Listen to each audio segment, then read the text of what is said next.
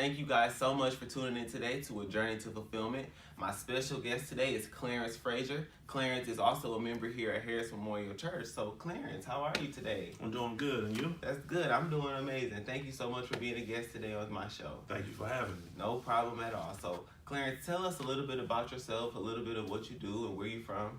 Okay, my name is Clarence Frazier. I'm from Saginaw, married with 2 kids, entrepreneur. I have my own business. Recorded 2 gospel albums. Awesome. Got another one coming July, and it's Wisdom, Power, Freedom. And I wrote a book. It's a bestseller. It'll be a year in February. Awesome. Titled Dopeman To Deacon. Wow. Awesome. Okay, so now you're from Saginaw. So when did you decide to make your transition from Saginaw to Flint? I went to, well, before I came to Flint, I went to Grand Rapids. Mm-hmm. I lived in Grand Rapids, lived in Detroit, lived in Ypsilanti. Mm-hmm. All parts of Michigan I kind of lived in. Okay. Yeah, before I came to Flint. And what brought me to Flint was, that's where I met my wife. Awesome. Okay, so now let's talk about your journey a little bit while you were in Saginaw. So, did you grew up in Saginaw? Were you born and raised in Saginaw? Yeah, I was Okay. I was born and raised in Saginaw. Yes. Yeah. Okay, so now you went. So, how was your high school and your growing up life while you were there? My growing up life was good. Had both parents in the household, but even though you have both parents in the household, as a kid, you often want to do your own thing. Yeah. And that's what kind of avenue I went on, trying to experience new avenues. Mm-hmm. And then I got mixed up into the wrong crowds and stuff, and started doing bad street things. Yeah. So now, when did those things kind of take place in your life? As far as, so were you in high school, or is it when you graduated high school? Yeah, it was about the 12th grade. Okay. Is when I got introduced to crack cocaine. Wow. And a friend of mine introduced me to it to make more money during that. And after I graduated, it just progressed from there, and I just started.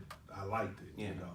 So now, was it what kind of gave you the impression or the drive to say, okay, maybe I should go this way? Was it because you wanted to make more money, or was it just because your friends was doing it, it was down at the time? Or yeah, I mean, at the time I wanted to make. Actually, how I got into it, I wanted a car. My parents wouldn't buy me a car, so I said, "Well, I just do this temporarily to get me a car." Right. And I've done it and wind up with 3-4 cars. Awesome. So well, yeah.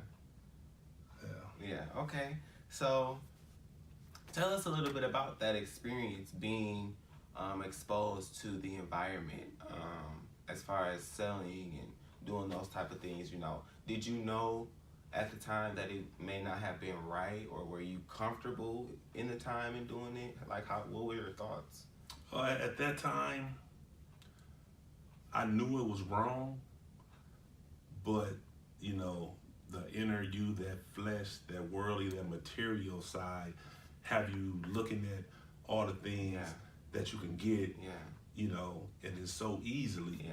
Then you have your friends or your so-called friends that's doing it as well, Right. and you see all the things that they have and what comes with it.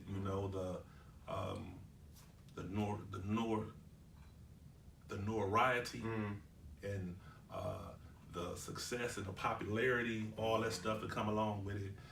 And once you get into it, and you just get used to it, and you want it. Yeah. Yeah.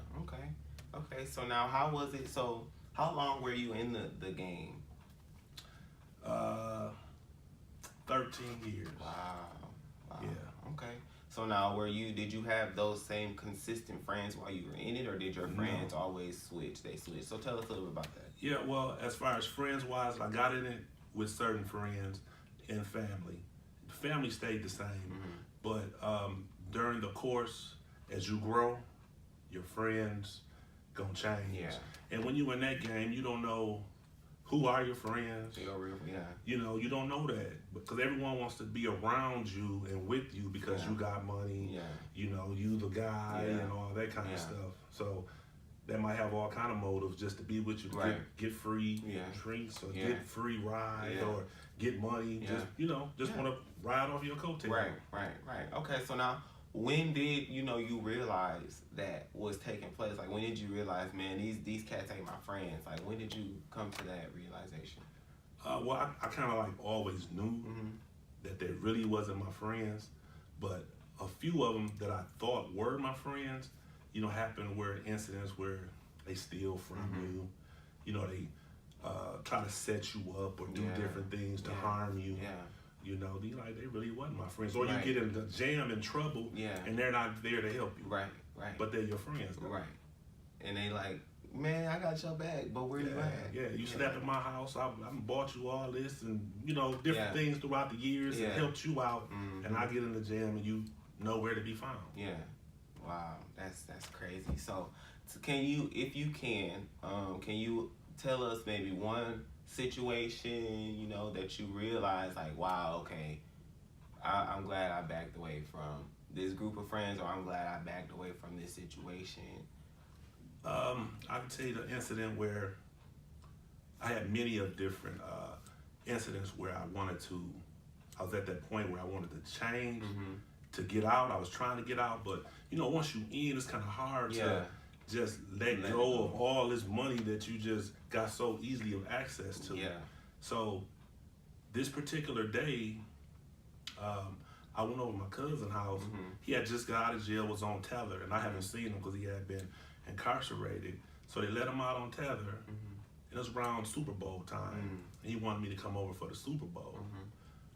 But something in me was like, no, don't even go. Right. But another cousin, a girl cousin, she like, yeah, let's go over there and see him. So she kind of talked me into it.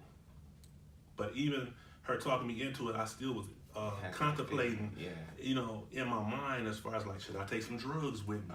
Because I already know people gonna be over there. When I get over there, I can, make a little bit of money while I'm there. And I was like, yeah. But I wind up taking some anyway. It's about $1,000 worth of crack cocaine. And I got there, and it was like one big party from everybody. As soon as you turn down the street, cars everywhere. Man, it was jumping. Yeah. Everybody in the front yard, the whole house, a little bit in the backyard. And I got there. We was all in the front yard talking. And people was asking me, hey, you got something? I was like, no. I don't know why, but I was like, no, I don't have nothing. And cause you just seen it. You seen the environment. It was that feeling in your mind. I just had that feeling. I was like, no. I didn't know why I was saying no, because I that's why point was go over there and make some money, but see him too. And like I said, we just standing in the front yard, and I'm facing the street. It's dead end. So the cars got to come this way. So the truck coming, real slow. It's like slow motion. Yeah. We all standing in the front yard, and the truck coming, it's coming towards us. And in my mind, I'm like, that look like the rage truck. Yeah. But it's getting close, and everybody else just talking, not paying no attention. Paying no attention, and it's getting closer. So now I'm like, man, what am I about to do here if that is? Yeah. So I'm trying to think of an escape route, and it gets closer. So I nudge my cousin. I'm like, man, that look like the raid truck, because it's a dead end. Ain't no bread truck coming down this time of the night. None but older folks. So I mean, what they coming down here for? So it gets about 2 houses down, and in my mind, I say that's the raid truck. And I'm like, man, I got this. If y'all ain't leaving, I'm leaving. So I'm like, I just take off running. And I run it in between the house, the 2 houses, and just think like the truck is maybe like 2 houses down. Now this is how quick it was. By the time I ran in the backyard, and I threw the drugs like over the garage or on top of the garage. And right after I threw them, I got tackled that quick. And that, remember, the truck was like 2 houses down. Yeah. So I'm like, I don't know, I wasn't running that slow. Right. But, I got tackled.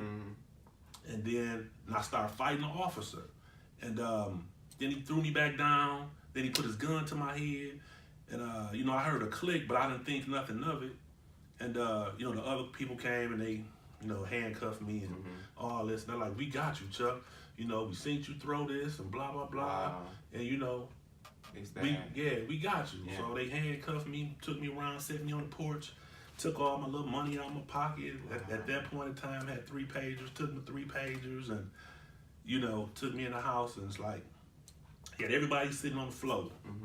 Then he took me in a room, and he said, "I don't even know how I'm sitting up here talking to you, stupid, you know, blank blank." And I'm like, he's like, "Yeah, because I was gonna shoot you, stupid, but and my gun jammed." And I was like, "Dang, Grace of God." yes." You know, at that moment I was like, "Yeah, it's time for me to really try to get out of this, because you know, I can't be having this." But the Lord saved me from. They didn't find it. They went and got the dogs. They didn't find no drugs nowhere. Wow. And now this how the mind and the flesh will do. After they let us go, and I called my cousin like, "Look, I'm going back and get my $1,000." Right. So after they all left, we go back with flashlights in the backyard and in the neighbor's backyard. 4, 5 in the morning, flashlights, looking. Now the neighbors could have thought we was burglars or whatever, and shot us or whatever, you know. Yeah. Wow. But yeah, God is good. They didn't find the drugs or nothing. I said, when I get to heaven, I'm gonna ask them where it's at.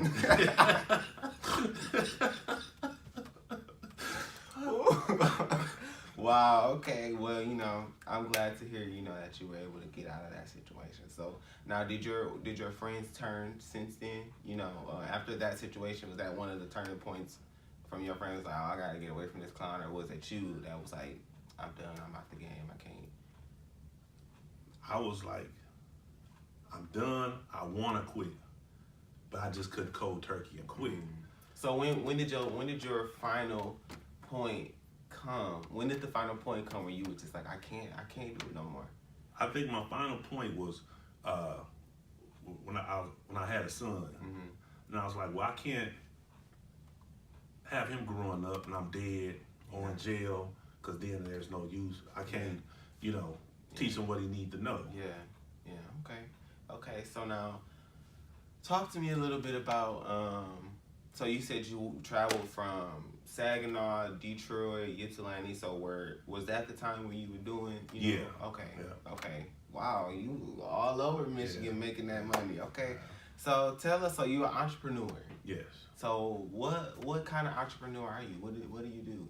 I own my own clothing store. I created my own clothing line. Wow. Okay. Yeah, and like I said, I do the music as well, and created a fragrance, Fraizer fragrance. Awesome. And wrote a book. Awesome. Now, before we go further into that, can you tell us a little bit about when you decided to turn your life over to God? I mean, after all of these situations that you have explained and the things that you were going through, when did you decide to be like, okay, Lord, I'm ready for you to save me. I'm ready for you to deliver me out of this situation. You know, how did that happen for you? Well, I always knew God. So Mom, you know, we went to church when we was younger, but I strayed away. And I think what really brought me to him was my son was one. It was, like I said, it was a different events that happened. But as I was trying to quit the game, that's when I moved to Ypsilanti. I started going to college. And I moved down there and went to college. And then I went to Atlanta to a gospel concert. You know, at that time I wasn't trying to hear no gospel stuff, but a guy was like, "Man, come on, you need to just come check it out." Good So experience. while I was down in Atlanta, I got a phone call that we was getting evicted. So I'm in Atlanta and I can't do nothing. And I got a roommate, and I was giving him the money, you know, to pay, and he wasn't paying rent. Wow. And the funny thing about that is, we was going to the same school, we was roommates. He said, I'm gonna take a couple semesters off and go to Atlanta. I was like, okay, cool. Visit his family. And he didn't tell me what part. He didn't tell me nothing. And when I went to Atlanta, You ran into him. I ran into him. I'm like, how crazy is this? Yeah. run into him. But then right after I run into him, and go back to the hotel and stuff, and then that's when I get the call. You know what I'm saying? They tell me that. So I go back across the street. Yeah, like it's like, man, what's happening? You know? But he wasn't there. He already had left. Wow. And then I haven't seen him for some years after that. But I mean, me and him cool still today. You know what I'm saying? We still cool today. That's good. But yeah, I was homeless for a while, and at that point, I was like, I was just trying to find God. Then, really, That's good. That's good. So now, how has it been for you since you decided to change your life? How has it been for you since? I mean, you still have your struggles, but it's been good. It's been good. I can't complain. Life, it takes you in different steps. You know what I'm saying? And we just gotta stay on the path and just do our part, what we supposed to do on that path. Yeah. Then things will start to happen. You know what I'm saying? We just gotta trust God instead of trying to find our own solution in our own way. Yeah. Because it might sound good to us and look good in our imagination, but it ain't all what it is. All what it seems to be. That's right. Okay, so now express to us a little bit more about your clothing line and your book and your music career. How tell us a little bit about that. How you got started with that? I got started with the clothing because I'm a big guy, and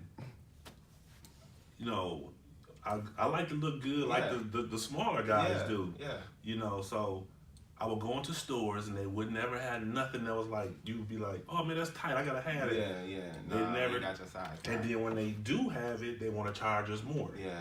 So I said, I'm gonna open up a store, kind of cater to us big guys with the nice clothes. You have it for the little people too, but so we can have a place to go. Yeah. So the big guys can have a place to go and shop. Then in that I said, well, I'm gonna start my own clothing line because people paying all this money for Sean John and all this other stuff. Yeah. Why not wear my own stuff? Right. That was my thinking. So what is the name of your clothing line? Fraizer. Fraizer. Yes. Okay. So now you guys sell T-shirts, button-down shirts, jeans. What are some of the things you guys sell? Yeah, we sell jeans, T-shirts, shirts like this, coats, hats, skull caps. Yeah. Okay, so where's your store located? Is it located in Flint where the viewers can go come check you out? Well, the viewers, they can go to cfraze.com. Okay. The store was on Clio, but we're looking for a better location right now. Okay, that's good. So now the music, let's hear about the music. Okay. I want to hear about the music. Okay, what you want to hear about? I want to know what's up with it. Okay, well, I started off in the secular world in the music, and it was okay. I mean, I've done shows for some big people, opened up for them and stuff with that kind of stuff. I had an opportunity to record deals, but at that time I was doing all my stuff myself. Yeah. And they didn't want to give me no help or no. They didn't want to pay me like I should be getting paid. If I'm doing all this stuff, that's supposed to be a company supposed to be doing for me. All right. So why am I not getting paid when I'm supposed to be getting paid? Yeah. So I'm like, no, I'm okay. Yeah. On that, and then so at that point too, the Lord was like, well, I need you in this arena over here. Yeah. I'm like, no, I don't want to do no house. You know what I'm saying? Yeah. But I went to that arena because it's a lot of people that need to hear the truth and expressed in a different way, I should say. Okay. And I had two of those, the Great Commission, Designed to Succeed, and the new one is called Wisdom, Power, Freedom. Okay, so now where can people access your music from? They're going to access it from, it's going to be on all the music sites, and they can get it from cfraze.com as well. Okay, great. So now let's hear about the book. The book is #1 seller. Yes. That's good, and it's called Dopeman To Deacon. So tell us a little bit of background about the book. Okay, well, so background is meaning, when you say background? Background is meaning a little bit about it, give us a little summary of what to expect. What to expect. Well, the book is about a young guy who was his uncle took him under his wing. you know, his uncle was an alcoholic, but his uncle was a big drug dealer that the rest of the family really didn't know about. They always just thought he was a drunk. And he takes his nephew, me, under his wing, and he kind of like grooms him into a younger version of him. So in his grooming, he has him running different errands and doing a bunch of stuff versus being out on the corners. You know, so really like his right hand man kind of thing. Yeah. Okay. Sounds pretty good. So now, where's your book able to be purchased from? Is it on cfraizer.com as well? Yeah, cfraizer.com, Barnes and Nobles, and Amazon. Yeah. Okay. So now, what gave you the motivation to write a book? You know, that's a lot of work.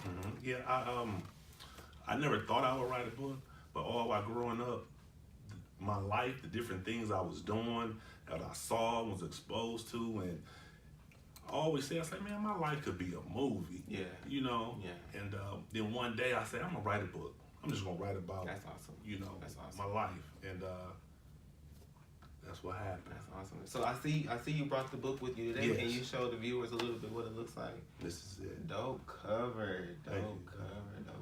Yeah, that's the awesome. That's the bag. But Awesome, yeah, that's awesome. it right there. Dopeman To Deacon, bestseller. Awesome. Okay. So last but not least, you know, we're talking about well, two more things actually. So what is it that you want to say to our millennials and specifically our young men today that have, you know, experienced some of the things that you have experienced, you know, that have grown up in broken homes and different environments, you know, that they tend or may tend to allow to define them, and they may believe, you know, this is how I have to live for the rest of my life, or, you know, I'm not able to reach my goals and my dreams. What is it that you know, can say to them to, you know, lift them up and motivate them and encourage them to say, you know, you don't have to be stuck in this situation? Well, I have to say to them that, one, that change is good. A lot of us are afraid of change, don't want to change, but change is good. And we should want to get out and see what's on the other side of the fence, you know. And I also would tell them to find something that they love and do it. Open up their own businesses, you know, and that's what I want to tell them. That right there. Awesome. Oh, and to be leaders. Don't let no one else dictate their decisions. You know what I'm saying? Yeah. You know. That's good. Yeah. That's good. Okay. So last question. Excuse me. So we're talking about a journey to fulfillment. That's the name of the show. So can you tell us what it means to be fulfilled in your eyes and to you? To me, being fulfilled is just letting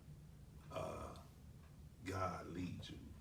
That's being fulfilled. Awesome. You know, because through Him, all things are possible.